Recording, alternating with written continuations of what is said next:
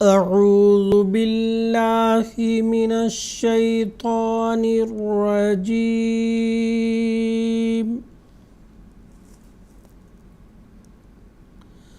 بسم الله الرحمن الرحيم.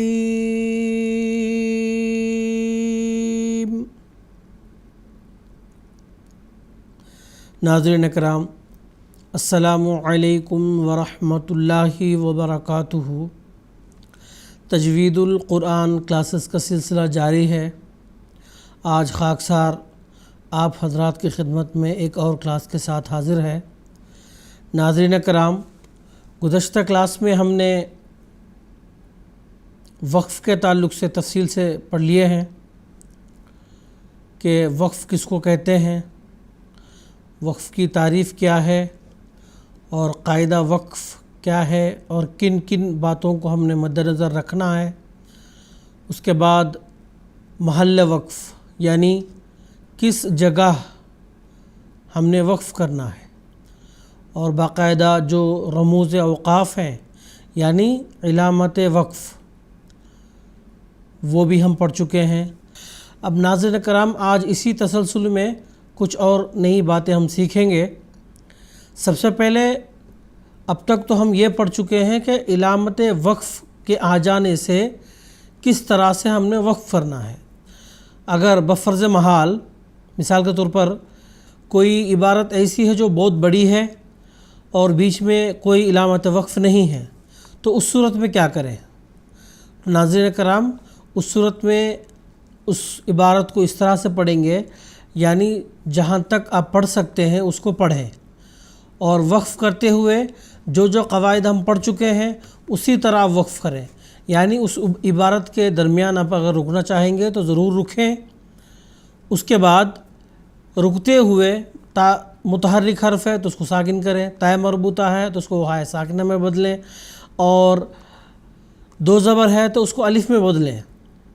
اس کے بعد پھر جب دوسرا حصہ شروع کریں گے تو اس وقت آپ کو ایک ضروری اور اہم بات کو مد نظر رکھنا ہے، وہ یہ کہ اعادہ کرنا ہے. اعادہ کہتے ہیں دہرانا، یعنی چونکہ وہاں پہ علامت وقف نہیں ہے اور ہم اپنی ضرورت کے پیش نظر وہاں وقف کیے ہیں، تو اس وقت ضروری یہ ہے کہ آپ جہاں تک ختم کر چکے ہیں پہلے حصے میں سے ایک یا دو الفاظ کو شامل کرتے ہوئے آگے آپ پڑھیں گے.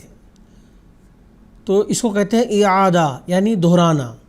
اگر علامت وقف نہیں ہے جہاں پہ آپ رکے ہیں تو آپ اگلا حصہ پڑھنے سے پہلے جو گزشتہ حصہ پڑھ چکے ہیں اس میں سے ایک یا دو الفاظ کو دہراتے ہوئے اگلا حصہ آپ پڑھیں گے. تو یہ ایک بات تھی.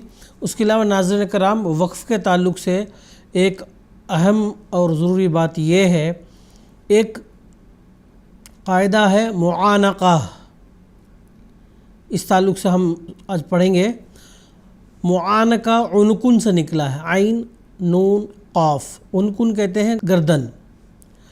جب ہم آپس میں کسی کو مبارکباد دیتے ہیں مصافحہ کرنے کے بعد ایک دوسرے کے گلے لگتے ہیں، اس کو کہتے ہیں معانقہ.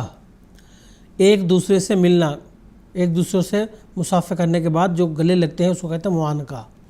تو اس قاعدہ کا نام اس لحاظ سے پڑا ہے کہ یہ جو علامات ہیں ان دونوں کے، یعنی معانقہ کے دو علامات ہوں گے، وہ اس طرح سے کہ ایک عبارت میں ایک جگہ 3 نقطے ہوں گے، اس کے بعد تھوڑا سے فاصلے میں اور 3 نقطے ہوں گے.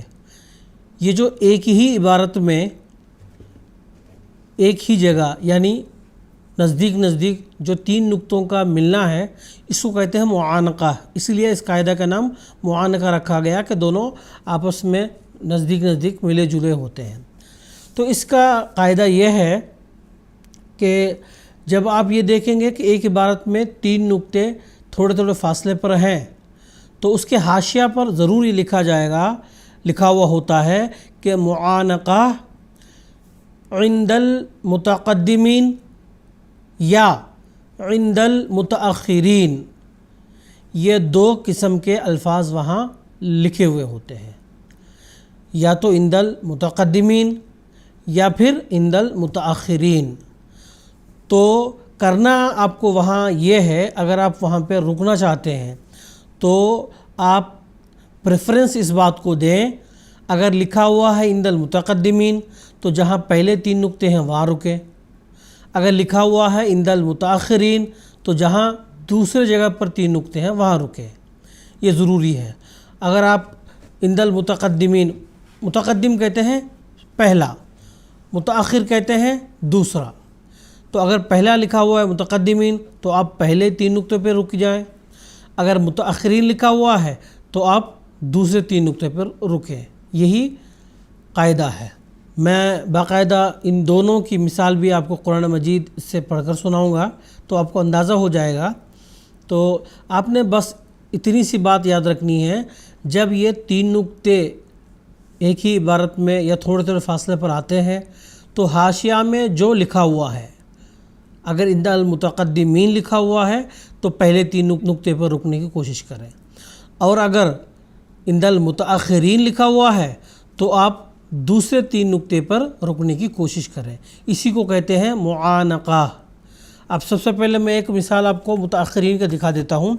ہم پڑھتے ہیں الف لام میم ذالک الکتاب لا ریب فیہ، یہ جو حصہ ہے اس میں آپ سب سے پہلے لا ریب، اس کے بعد باقاعدہ 3 نقطے ہیں، اس کے بعد فیہ، اس کے بعد 3 نقطے ہیں۔ اب اس کے حاشیہ میں کیا لکھا ہوا ہے؟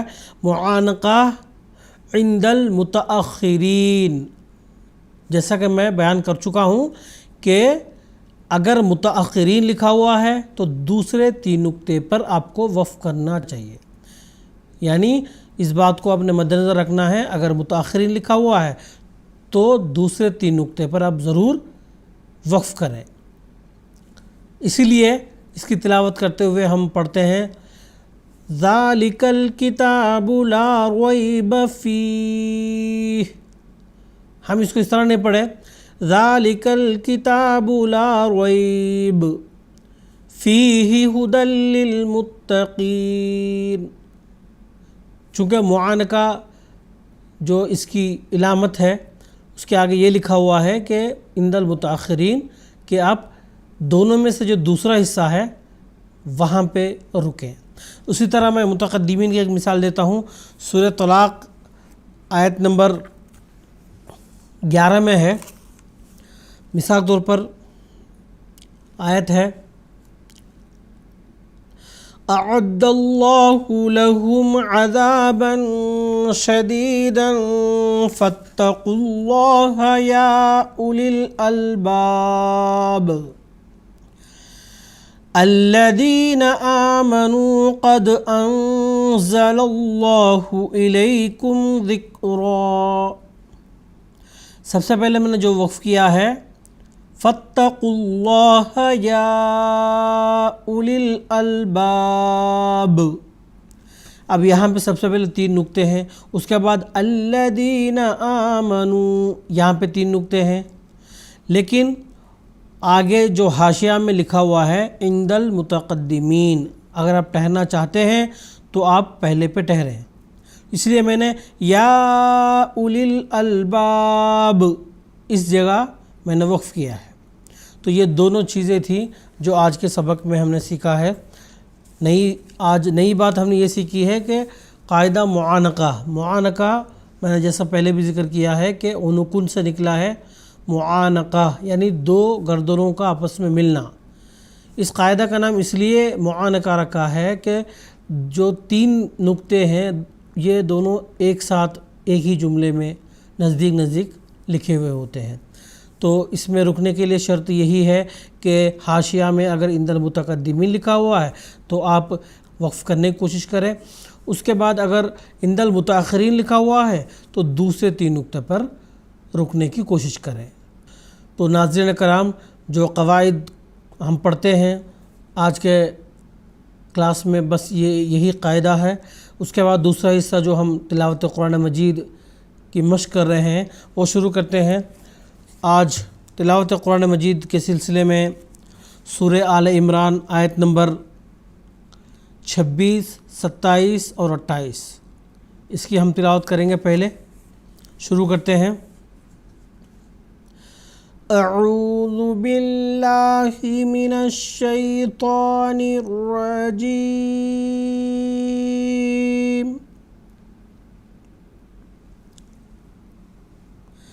بسم اللہ الرحمن الرحیم۔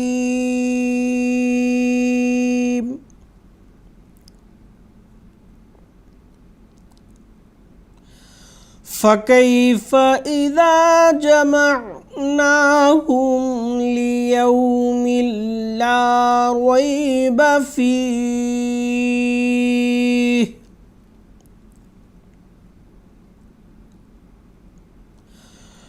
وَوُفِّيَتْ كُلُّ نَفْسٍ مَا كَسَبَتْ وَهُمْ لَا يُظْلَمُونَ۔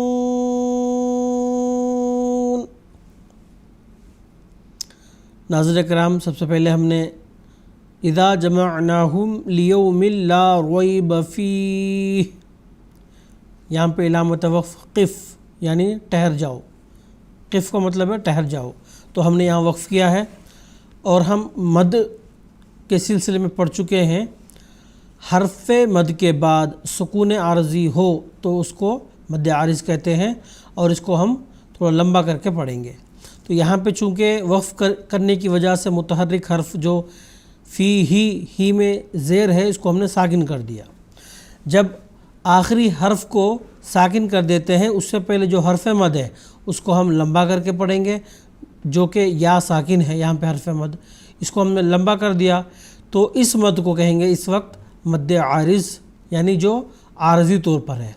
عارضی طور پر اس لحاظ سے ہے، اگر ہم اس کو ملا کے پڑھیں گے تو ہم اس وقت لمبا نہیں کریں گے۔ مثال کے طور پر فَكَيْفَ إِذَا جَمَعْنَاهُمْ لِيَوْمٍ لَا رَيْبَ فِيهِ وَوُفِّيَتْ، اگر ملا کے پڑھتے ہیں، چونکہ ہم نے وقف کیا ہے اس لیے لا ریب فیہ اس طریقے سے ہم نے پڑھا ہے۔ اس کے بعد اگلا حصہ وَوُفِّيَتْ كُلُّ نَفْسٍ مَا، نفس تنوین ہے اور آگے میم حروف یرملون میں سے ایک حرف ہے۔ ہم نے یہ پڑھ لیے تھے کہ تنوین اور نون ساکن کے بعد حروف یرملون میں سے کوئی حرف آتا ہے تو ادغام ہوگا، تو یہاں پہ تنوین کا ادغام میم میں ہوا ہے، اور ایک غنہ، ایک الف کے برابر غنہ کی آواز بھی ہم نکالیں گے۔ اس کے بعد وَهُمْ لَا يُظْلَمُونَ، ضا ہے، اس کو ہم نے پر ادا کیا۔ یظلمون، یہاں پہ جو حرف مد واو ہے اس کو ہم نے لمبا پڑھا ہے۔ اس کی وجہ یہ ہے، پہلے جیسے میں ذکر کر چکا ہوں لا ریب فیہ کے تعلق سے، وہی قاعدہ یہاں پہ لاگو ہوتا ہے مد عارض کا۔ آخری حرف جو نون متحرک حرف ہے اس کو ہم نے ساکن کر دیا، اس وجہ سے اس سے پہلے جو حرف مد واو ہے اس کو ہم نے لمبا کر کے پڑھا ہے، تو اس کو کہیں گے مد عارض۔ اگلا حصہ قُلِ اللَّهُمَّ مَالِكَ الْمُلْكِ تُؤْتِي الْمُلْكَ مَنْ تَشَاءُ وَتَنْزِعُ الْمُلْكَ مِمَّنْ تَشَاءُ وَتُعِزُّ مَنْ تَشَاءُ وَتُذِلُّ مَنْ تَشَاءُ بِيَدِكَ الْخَيْرُ إِنَّكَ عَلَى كُلِّ شَيْءٍ قَدِيرٌ۔ قُلِ اللَّهُمَّ، یہاں پہ ہم نے لفظ اللہ کے لام کو پر ادا نہیں کیا، کیونکہ قاعدے کے مطابق اللہ کے لام سے قبل حرف پر زیر ہو تو اس کو باریک ادا کریں گے، اس لیے ہم نے باریک اس کو ادا کیا۔ اس کے بعد اللہم میم مشدد، اس کو ہم نے ایک الف کے برابر نون غنّے کی آواز ہم نے نکالی ہے۔ مالک الملک تؤتی الملک من تشاء، نون ساکن کے بعد حرف تا آیا ہے، اس لیے یہاں پر نون کا اخفا ہم نے کیا ہے، اور ایک الف کے برابر غنہ کی آواز بھی ہم نے نکالی ہے۔ اس کا من تشاء مد متصل ہے، اس لیے ہم نے اس کو تھوڑا لمبا ادا کیا۔ اس کے بعد وتنزع نون ساکن کے بعد زا آیا ہے، اس لیے نون کا اخفا یہاں ہوا، ایک الف کے برابر ہم نے غنہ کی آواز نکالی۔ اس کے بعد میم من، دو جگہ یہاں پہ غنہ کی آواز ہوئے گی، سب سے پہلے میم مشدد میں، اس کے بعد نون ساکن میں۔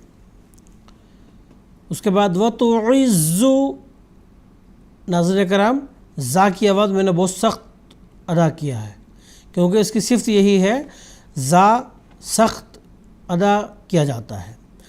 اس کے بعد وتعز من تشاء وتذل من تشاء، من تشاء اس تعلق سے ہم پڑھ چکے ہیں۔ من یہاں پہ نون کے اخفا ایک الف کے برابر ہم غنہ کی آواز بھی نکالیں گے۔ تشاء شین کے اوپر مد ہے، مد متصل، اس لیے اس کو لمبا ادا کریں گے۔ بیدک الخیر، یہاں پہ ہم نے تو حرف علامت وقف ہے تو ہم نے وقف کر دیا۔ انک علی کل شیء قدیر، انک نون مشدد ہے تو نون کا ادغام ہوا ہے، ایک الف کے برابر غنہ کی آواز نکلے گی۔ شیء قدیر، حمزہ کے نیچے تنوین ہے تو اس کو اخفا کریں گے اور ایک الف کے برابر غنہ کی آواز بھی نکالیں گے۔ اس کے بعد قاف کو ہم پر ادا کریں گے، اور قدیر یہاں پہ ہم لمبا پڑھیں گے یا کو، جو حرف مد ہے، کیونکہ مد عارض یہاں پہ ہے۔ اگلی آیت، تولج اللیل فی النہار وتولج النہار فی اللیل وتخرج الحی من المیت وتخرج المیت من الحی وترزق من تشاء بغیر حساب۔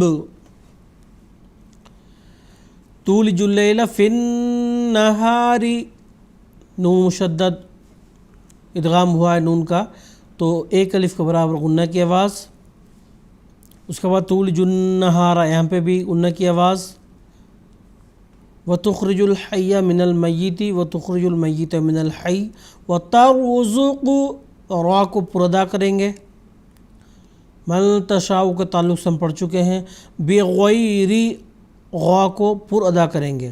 حساب، آخر پر با جزم اس کو اوپر آ رہا ہے وقف کرنے کی وجہ سے، تو اس کو ہم قلقلہ پڑھیں گے، اور اس سے پہلے جو خالی الف جو حرف مد ہے اس کو ہم مد عارض کی وجہ سے لمبا کر کے ادا کریں گے۔ اس کے بعد اگلا جو حصہ ہے قرآن مجید کی تلاوت کے سلسلے میں، وہ ہم پڑھیں گے آل عمران کا رکو نمبر 20 کے شروع کے 5 آیات۔ شروع کرتے ہیں۔ ان فی خلق السماوات والارض واختلاف اللیل والنہار لآیات لأولی الالباب۔ ان نون مشدد ایک الف کے برابر غنہ کی آواز، خلقی خوا کو پر ادا کریں گے، حروف مستعلیہ یعنی پر حروف میں سے ایک حرف یہ ہے۔ والارض، را ساکن یہاں پہ پر ادا کریں گے۔ واختلاف اللیل والنہار، نون مشدد ایک الف کے برابر غنہ کی آواز۔ لآیات لأولی، یہاں پہ بعض احباب لأولی پڑھتے ہیں، جبکہ یہاں پہ واو کے اوپر کوئی جزم نہیں ہے، اس لیے اس کو ہم ادا نہیں کریں گے، واو کو کچھ بھی مطلب پڑھیں گے نہیں۔ لأولیل اس کو پڑھیں گے لأولیل، لأولیل یہ غلط ہو جائے گا، چونکہ واو کے اوپر کوئی حرکت جزم وغیرہ کچھ بھی نہیں ہے، تو اس کو ہم لمبا نہیں پڑھیں گے بلکہ پڑھیں گے لأولی الالباب۔ آخر میں با کے اوپر سکون آ رہا ہے تو اس کو ہم قلقلہ کے ساتھ ادا کریں گے، اور اس سے پہلے جو خالی الف ہے اس کو ہم لمبا ادا کریں گے، الباب، کیونکہ یہ اس وقت مد عارض ہے۔ اگلی آیت، الذین یذکرون اللہ قیاما وقعودا وعلی جنوبہم ویتفکرون فی خلق السماوات والارض۔ الذین یذکرون اللہ، اللہ کے لام کو ہم یہاں پر ادا کریں گے، کیونکہ قاعدے کے مطابق اللہ کے لام سے قبل حرف پر زبر ہو تو اللہ کے لام کو ہم پر ادا کریں گے۔ اس کے بعد قیاما، و میم کے اوپر تنوین ہے، اس کا ادغام واو میں ہوا ہے۔ ادغام کے تعلق سے ہم پڑھ چکے ہیں کہ نون ساکن اور تنوین کے بعد حروف یرملونہ میں سے کوئی حرف آتا ہے تو ادغام ہوگا، اور یہاں پہ ادغام ہوا ہے باقاعدہ غنہ کے ساتھ ادغام یہاں ہے، تو اس لیے ایک الف کے برابر ہم غنہ پڑھیں گے۔ اس کے بعد وقعودا، سیم یہی قاعدہ یہاں پہ لاگو ہے، وعلی جنوبہم ویتفکرون فی خلق السماوات والارض، خوا اس کو ہم پر ادا کریں گے، والارض میں را ساکن کو پر ادا کریں گے۔ ربنا ما خلقت هذا باطلا سبحانك فقنا عذاب النار۔ ربنا، را کو پر ادا کریں گے، ما خلقت، خوا کو پر ادا کریں گے، اور قاف کے اوپر جزم ہے اور حروف قلقلہ میں سے ایک حرف ہے، اس لیے اس کو ہم قلقلہ کے ساتھ خلقتا، خلقتا اس طرح سے نہیں پڑھیں گے، بلکہ خلقتا ھذا باطلا، تو کو جو ہے نا پر ہم ادا کریں گے۔ اس کے بعد لا باطلا، ہم نے وقف کے قاعدے میں یہ پڑھا ہے کہ آخری حرف پر اگر دو زبر ہیں تو اس کو الف میں تبدیل کر کے پڑھیں گے، اس وجہ سے ہم نے باطلا اس طریقے سے پڑھا ہے۔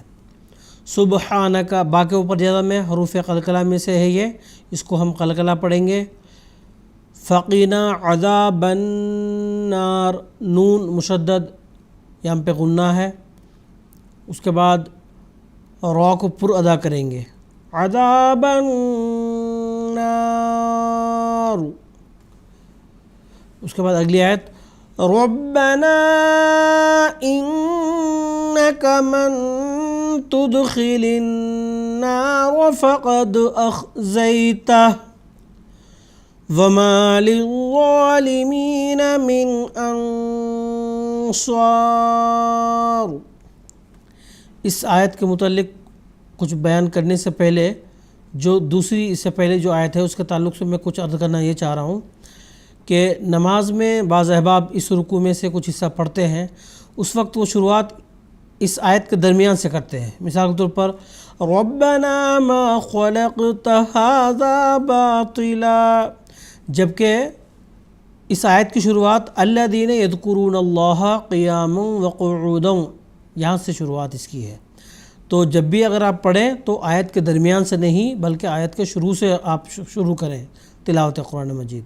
نماز میں اگر آپ اس میں سے کچھ حصہ پڑھیں گے تو آپ آیت سے شروع کریں، درمیان آیت سے نہیں۔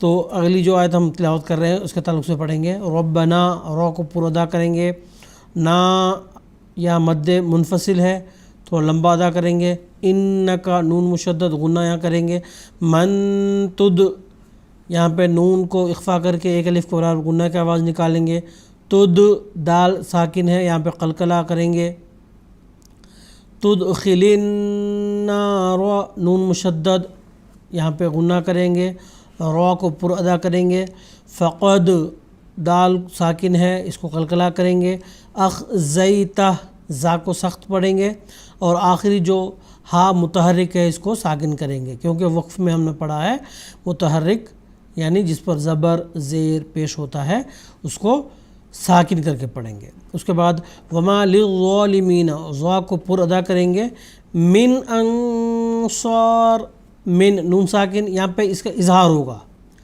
اظہار کے تعلق سے ہم پڑھ چکے ہیں کہ نون ساکن اور تنوین کے بعد حروف حلقی میں سے کوئی حرف آتا ہے تو نون کا اظہار ہوگا۔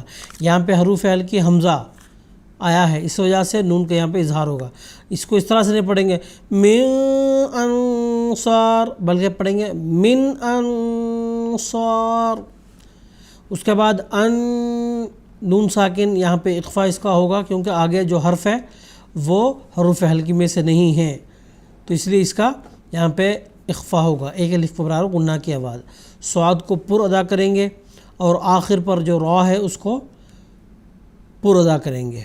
اگلی آیت ربنا اننا سمعنا منادیا ینادی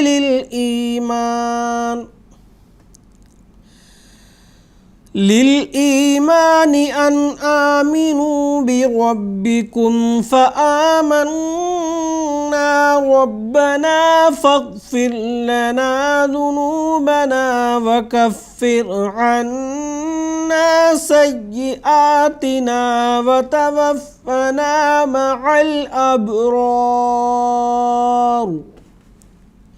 ربنا را کو پر ادا کریں گے، نون کے اوپر مد منفصل ہے، اس کو لمبا پڑھیں گے۔ اننا نون مشدد غنہ کریں گے۔ منادی ینادی، یہاں پہ تنوین کا ادغام یا میں ہو رہا ہے۔ ہم نے پڑھ لیا ہے کہ نون ساکن اور تنوین کے بعد یرملون میں سے کوئی حرف آتا ہے تو ادغام ہوگا۔ ادغام یہاں پہ غنہ کے ساتھ ہوا ہے، اس لیے ایک الف کے برابر غنہ کی آواز ہم نکالیں گے۔ للایمان ان آمنوا بربکم فآمنا، بربکم میں را کو پر ادا کریں گے، آمنا میں غنہ کریں گے۔ اس کے بعد ربنا را کو پر ادا کریں گے۔ فاغفر لنا، ادھر جو را ساکن ہے اس کو باریک پڑھیں گے کیونکہ را ساکن سے پہلے حرف پر زیر ہے۔ ذنوبنا وکفر، یہاں پہ بھی را کو باریک ادا کریں گے۔ عنا یہاں پہ غنہ کریں گے نون میں۔ وتوفنا مع الابرار، با ساکن کو قلقلہ کے ساتھ ادا کریں گے، را کو پر ادا کریں گے، آخر پر را جو را ساکن ہوئے گا ابرار، اس کو بھی ہم پر ادا کریں گے۔ اگلی آیت ربنا وآتنا ما وعدتنا على رسلك ولا تخزنا يوم القيامة إنك لا تخلف الميعاد۔ ربنا وآتنا ما وعدتنا، دال کا ادغام تا میں ہوا ہے۔ ہم ادغام کے تعلق سے پڑھ چکے ہیں، ادغام مثلین، ادغام متجانسین، ادغام متقاربین۔ یہاں پہ جو ادغام ہوا ہے یہ ادغام متجانسین، یعنی ایک ہی مخرج کے دو حروف کے ملنا، اس کو کہتے ہیں ادغام متجانسین۔ علی رسولک ولا تخزنا یوم القیامہ، انک نون مشدد میں غنہ کریں گے، لا تخلف المیعاد، آخر پر دال کو ساکن ہونے کی وجہ سے قلقلہ پڑھیں گے، اور عین کو زیادہ لمبا پڑھیں گے کیونکہ یہاں پہ مد عارض ہے۔ ناظرین کرام، آج کی کلاس میں بس اتنا ہی، انشاءاللہ کل کے کلاس میں پھر ہم کچھ نئے قواعد بھی پڑھیں گے اور قرآن مجید کا کوئی ایک نیا حصہ ہم تلاوت کریں گے۔ کل کے کلاس میں پھر ملاقات ہوگی۔ السلام علیکم ورحمۃ اللہ وبرکاتہ۔